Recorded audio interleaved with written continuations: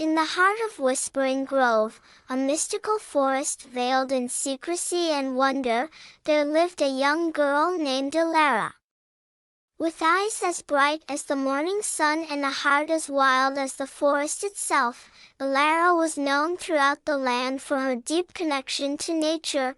One day, while wandering through the whispering trees, Elara stumbled upon an ancient tree with bark as gnarled as the tales of old.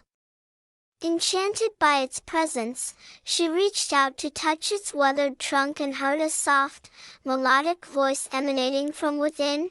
"Elara," the tree whispered, its voice like the gentle rustle of leaves in the wind, "I have been waiting for you." Surprised but intrigued, Elara leaned in closer, eager to hear the tree's wisdom.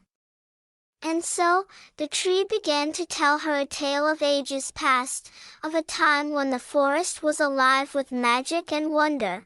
As the tree's tale unfolded, Elara found herself drawn deeper into the mysteries of Whispering Grove. She learned of ancient spirits that dwelled within the trees, of creatures of myth and legend that roamed the forest floor, and of the delicate balance that held their world together.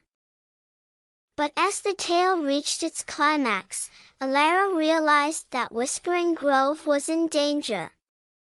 A darkness was creeping through the forest, threatening to destroy everything in its path. Determined to protect her home, Elara set out on a quest to gather the forest's guardians and restore balance to the land. With the help of the ancient tree and her newfound friends, Elara embarked on a journey through Whispering Grove, facing dangers and challenges along the way.